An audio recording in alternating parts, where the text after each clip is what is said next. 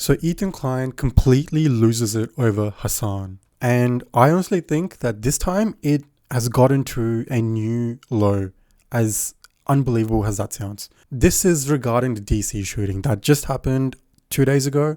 Completely horrific, no, violence is never the answer. Let's see how Ethan sees this situation and how he molds it for his own gain. So obviously, as soon as this happened, there was going to be a lot of finger pointing, right? And a lot of shirking of responsibility. Obviously, this is exactly what me and a lot of people have been talking about. That when Hassan and iDubbbz look me in the fucking face as non-Jewish people and tell me that I'm hallucinating threats, that I'm hallucinating anti-Semitism, this is exactly what the fuck I'm talking about. And these were a young Israeli couple. This shooter went there and shot 2 people at random. He went outside the Jewish museum, who was having an event that night, and he just killed the first 2 people outside of it that were coming out from the event. So this whole narrative that it's just not anti-Semitic because is bullshit. He could have easily just killed some American Jews that had nothing to do with Israel, but he happened to kill 2 Israelis, which makes it apparently, if you ask a lot of people online, totally fine. I was reading they were gonna get engaged next week. Yeah, Israel. Beautiful young couple, honestly, very. And the details of it is just horrific. Like when it's one thing to read and be like, they were murdered and that's horrible. But then you read like he went up, he shot them in the back. And then the girl was trying to crawl away and he went up and shot her in the head twice. And then the guy stood up and tried to help her and he shot him in the head again. Like he assassinated them both in cold blood. Yeah. Look, that is horrific. That is very horrific. And obviously, violence is never the answer, and killing innocent people, that's never the answer. But Ethan does seem emotionally, kind of upset over this, rightfully so. Who wouldn't be? But getting shot in the back as they crawl away, for every story of someone like this getting shot in the back or getting assassinated, an innocent person, there's tens of thousands of innocent Palestinians also getting shot from the back, in the head, like getting sniper shot, babies getting sniper shot in the head. Where is the outrage? Where is the emotion when it comes to that? Like he's shown more, he's given more attention to these 2 people. And of course, innocent people, they should never be killed for no reason. But the amount of emotion is showing through these 2 people, and he hasn't even shown, like 2% of this much emotion to the countless number of innocent civilians, innocent babies that are getting killed right now. The UN just released that 14,000 babies will, die of starvation if the blockade isn't released. Where is the anger? Where is the emotion when it comes to that? When it comes to, and if you claim to be a stalwart supporter of Palestine, why don't you ever talk about it? Even this situation, this is the first time I'm watching this, but he's going to twist this and he is going to talk, he's going to link this somehow to his petty drama, everything for his own personal gain. And, people like Hassan want to pretend like this is terrible or whatever. This is what you want. What do you think globalized the Intifada means? This is also what the Intifada is. This is what we all knew from that first episode after October 7, where you and Hassan were talking about what happened, and Hassan would refuse to show any tiny bit of empathy to the Israeli side. This point, or just Hila saying this, drives me crazy, because when one side is killing, tenfold more civilians compared to another side, you have to ask yourself, the empathy can't be equally split. there's more empathy. My empathy lies with the people of Palestine. I don't know how else to describe it. You know, you can't force empathy out of a person. It's not like I don't have empathy. It's just that the people of Palestine are paying for the actions of the Israeli government. This one guy was like, and all these heroes parachuted in and ruined these hippies' day. I'm sure they're fine. Ha ha ha. It's like, what? It's like, to us, it's been clear that it's heading in this direction. There's been a genocide literally happening from October 7th, from when you said that these attacks were going to happen till now. How many innocent Palestinians have died? You know, people, what we were saying from that day is that there is going to be more and more death and violence and destruction. And unfortunately, it exceeded what anyone could have ever imagined. So, yeah, maybe you did say there was going to be a rise in hate, in anti-Semitic violence, but there's been a more rise in genocidal tactics by the Israeli government. There's been a bigger rise of civilians dying, yet you've never spoken about it. You've never even shown any empathy or sympathy towards the victims till this day. You served in the IDF and you still haven't shown any sympathy for the actions of the IDF. I think that speaks for itself, whose side you're on, where your empathy lies. I think that speaks for itself. It's funny, these guys love talking about manufacturing consent. This is what you've been doing. You've been building intentionally. There's no other outcome that makes sense than this. When you dehumanize an entire group of people, when you describe, Hassan described, anyone who's ever had any type of Zionist feelings in their life is not fit to be a dog catcher. 100% based. If you've had any ounce of Zionist like feelings in your life, you're not even fit to be a dog catcher. That is the lowest government position that you can be in. You're not even fit to do that. 100%. I don't know what is your problem with that. If you ever had any Zionist tendencies in your life, you're not fit. Who's a Nazi? This is what happens, right? You're basically giving these people permission to act out violence on anyone outside of a Jewish museum in Washington, D.C. And, you know. And he knows that too. I mean, he's calling me a terrorist now regularly. I mean, to be fair, it was your husband, Ethan Klein, who called you a terrorist first. Hassan just asked him. Hassan was making a point of, is the Yemeni kid considered a terrorist? And is your wife considered a terrorist? He was doing an equation of both people in the situation that they were in. And Hassan even said that he doesn't think Hila is a terrorist. Yet Ethan, to not back down on the point that the Yemeni kid was a terrorist, he had to call Hila a terrorist for being part of the IDF. That's literally what it was. Hassan isn't calling you a terrorist directly. He's just reiterating what your own husband said about you. He knows what he's doing when he does that. If you're a terrorist, then that justifies the craziest people in his audience doing whatever they want. Yeah. And the thing is, like, these people who were murdered, who people are celebrating now online and making excuses for and this and that, there's essentially no difference between them and us. They're just two Israelis that happen to be in the wrong place at the wrong time. Weren't they also American, by the way? One was American. Okay. I think. But they were both Israelis. That could have been me and Hila. And if it was me and Hila, these people would be cheering. They would be celebrating. They would be. Oh, yeah. You know what I mean? And so why the fuck would I ever want to be a member of a community that would celebrate my fucking murder? I don't know what community is celebrating the murder of these two people.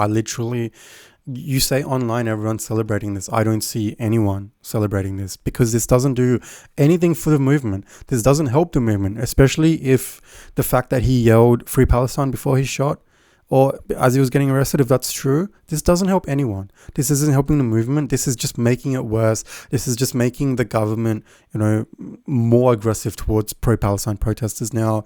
This is literally making it so much worse for everyone. So I don't see anyone celebrating this online. I'm on the left. No one is celebrating this. Like, this guy is literally hallucinating an entirely different world in his head. That doesn't sound like a community that's got my back personally. I mean, that's kind of the definition of it, of not having my back, shooting me in the back, more like, literally. And so, you know, it should be obvious to anyone of sane mind that looks at this and say, these were two innocent people who were murdered in cold blood. Also, this guy who's doing it for a movement, on behalf of a movement, which is already, this movement is getting like a lot of bad press from this and that. And like it's a movement with a really good intention that's getting a bad reputation because of people like him. Because of people like you, Ethan. Am I going crazy? Like, he spent the last couple of months shitting on the movement, trying to cancel every, content creator who was associated with the pro-Palestine movement, trying to cancel them, trying to silence their voices. It's because of people like you defending the Israel government, defending the country of Israel, because of people like you. It's not the people who are part of the movement. It's the people who slandered the movement from the outside while claiming to be part of the movement. That's you. That's literally you.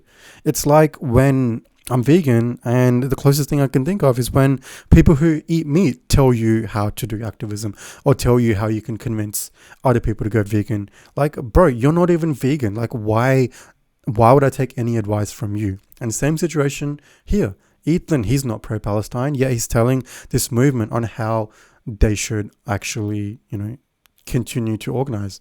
And these people who are supposedly pro-Palestinian they're quick to defend him, which not all of them, but a lot of them are, especially online leftists and Hassan and all these. Literally, I don't know what he's talking about. Literally, Hassan hasn't even defended this. He just explained the situation. No one's defending this.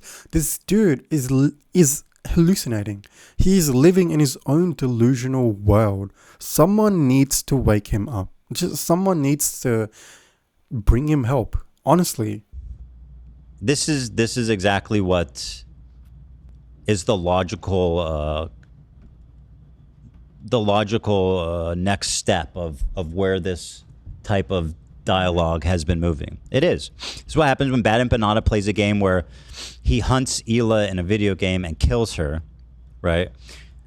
This is what happened when Noah Samson makes a video saying, protesting is not working. We know where they are. We know where the propagandists are. And we know, and we need to step it up. We know where they are, and we need to step it up. Protest isn't working, right? This is what happens when, Hassan refers to Jews as inbred, or he refers to all Zionists as he also Nazis. He's literally milking every ounce of, gold he can from the situation to use for his personal gain. He doesn't give a shit. He's literally in live stream, like using this horrible situation and molding it into his own personal gain, and using it as a gotcha for, his opponents like Hassan and other leftist creators. Like, does no one in his crew realize what he's doing, or the fact that he's going crazy? He's going insane.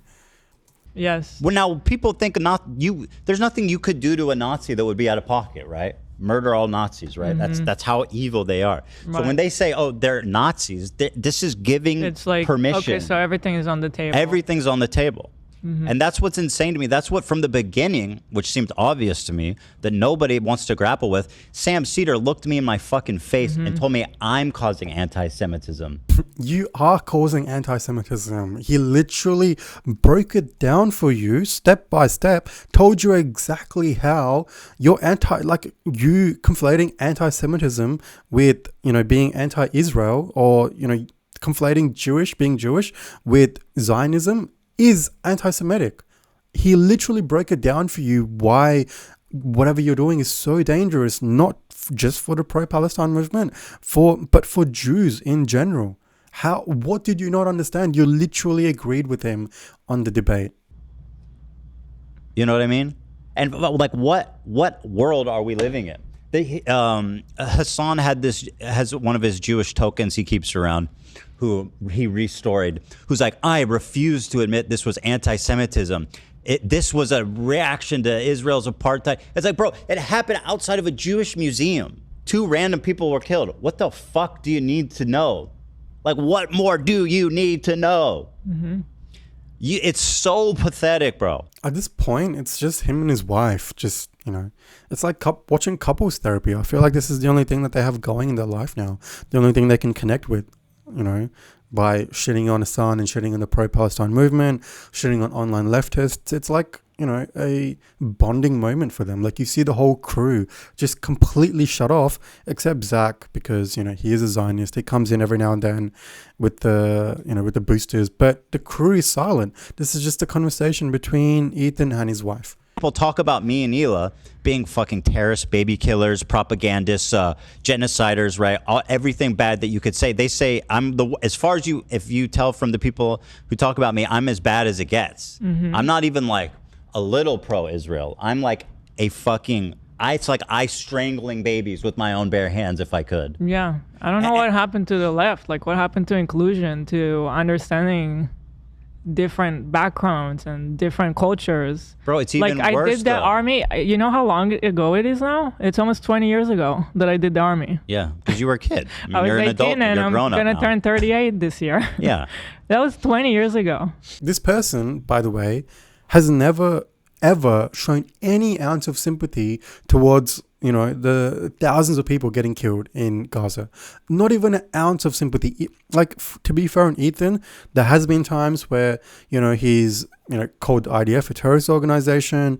He's said that there's a genocide happening. Just him calling it a genocide is big. But then you have Klein on the other end. I don't think she's ever referred to it as a genocide. She hasn't shown any kind of sympathy towards the Palestinians, and she's never even since October 7th happened, she's never brought up, her role in the IDF. She went on a Ramallah raid. She was part of an innocent man getting kidnapped.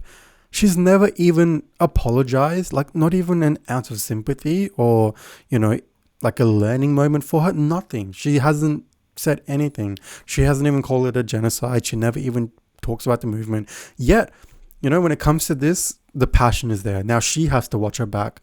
When, the thousands of people getting killed in Palestine, they have to watch their back literally every single day. These people are masterminds on how to victimize themselves no matter what happens. So they spent, I think, like 22 minutes on the DC shootings. And honestly, that's way, way longer than any time that they've set apart for the innocent civilians that are, victimized, that are sadly a victim to genocide. If you compiled every time Ethan said something pro-Palestine, that clip would probably be less than a minute. Yet they've spent 22 minutes on this shooting. Now, I'm not saying like this is whataboutism or something. What about this? What about that? But I am saying if you claim to be someone who's pro-Palestine, the problem is every time something like this happens, you spend such a long time on it. But where, like, the UN released a report saying that 14,000 kids are going to die of starvation. Have you spoken about that? You claim to be pro-Palestine. Have you said anything about the poor victims of the genocide until now? He only brings it up whenever he wants to shit on the movement, but he wants to sort of armor himself from any negative feedback by saying, oh, look, I'm pro-Palestine, but I'm pro-Palestine this, but there's always a but. The reason why people don't like you, the reason why so many people are getting turned off by you, Ethan, is because of everything that you've said and not because of anything anyone else has said. I don't know, man. I don't know where this is going to end. I don't know. Like, when something like this happens and they still do not bring up the horrific tragedies, like Gaza will be completely flattened. Like, the entire area will be flat, and Ethan would still bring up a way that, like, there could be no Palestinian left. No one. And Ethan would still bring up a way to make this about himself.